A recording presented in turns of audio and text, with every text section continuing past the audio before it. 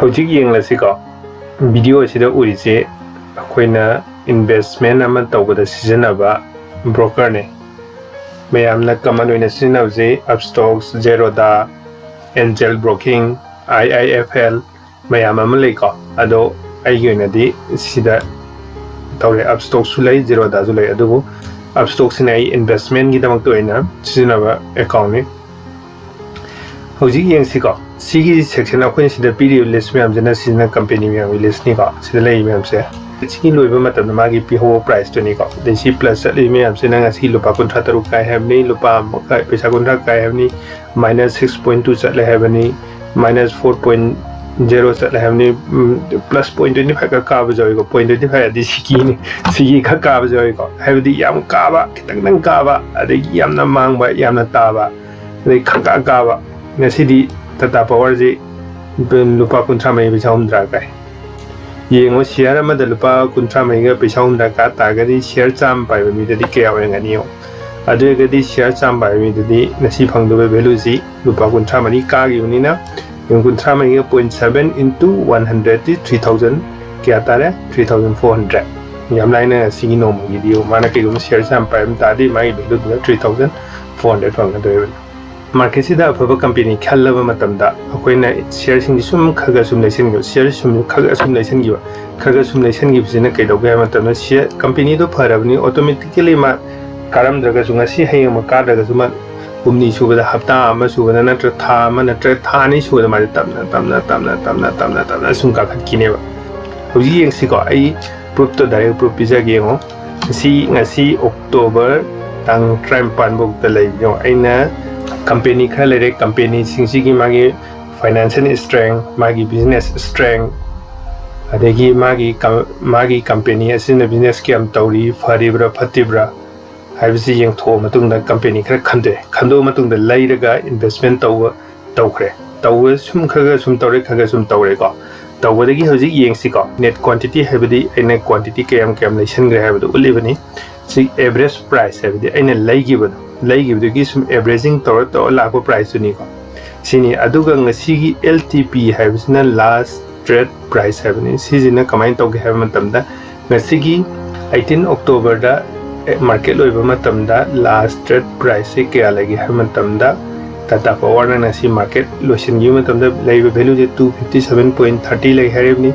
aduga SBI jina 497.95 Season current value idea investment value do sigi ma pase do udure bani aduga de PNL hadi de ngasi gi no magi PNL hadi profit and loss habani ngasi no magi profit and loss to ma suma ma sigi section ji do udure bani aduga sin de percentage hadi aidi sida I hujik video sida aina jaga khar khanjala thamije ngasi security reason gi da makta mayam da uhan banu nuai tabagi hai tare ko kanang khang ni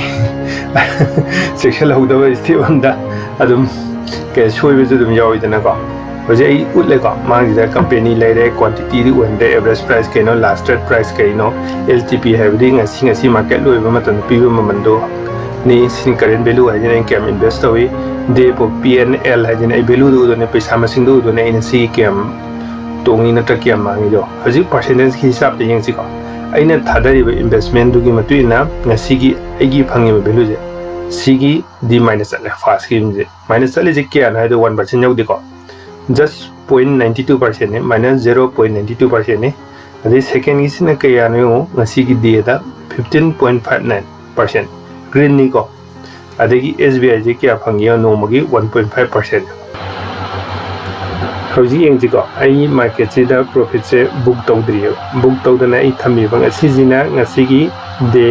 ngasigi no magi sigi jaga je masi matale sidi tale sidi ma 1% yaudre ko degi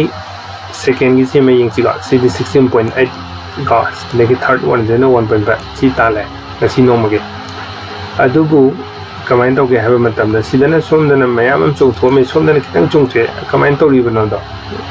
adu e mo haira ke ka sigi overall percentage sa jina in head invest over ho deina hojibo ki phangba ngasi bo ge ta ngasi bo ge have di 18 October bo ki numit sida ngasi bo ta igi oiba overall gi earning du ne ko adagi mathang sida kya lere 154 lere sidana kya lere 11.14 lere akoina hoji yeng che bank amada bank ta akoina hoji FDD adi fixed deposit ama thamba matamda yearly kya na akoina phange ja yearly akoina heng phangba yari si kya no only just maximum da 8% gumo da wan hoji lere ba chang maximum da 8% but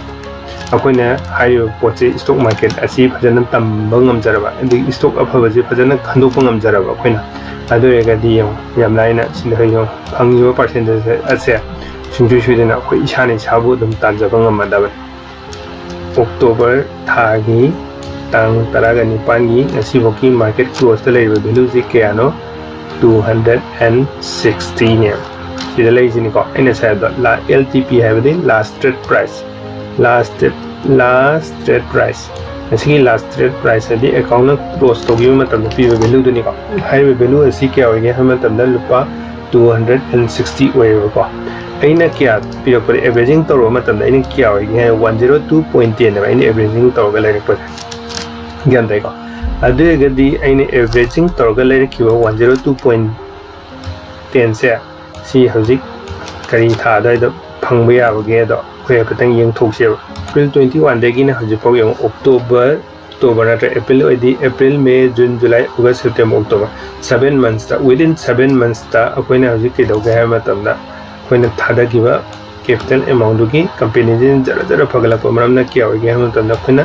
thada giba capital dugi 154.65% return je ngasi bokta lakle ba ngasi bok habidi October gi date 18 bokta thada giba capital value dagi aina hoji uchariba 154.65% ja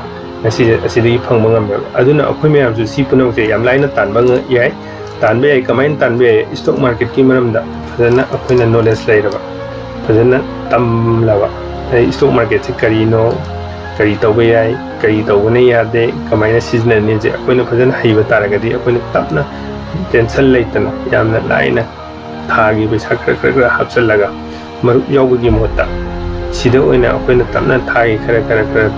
option gi bata gari after sahi khar gi matungda di sida gi hen ma mayam achobu mayam ama mayam ju soidana phangba ngone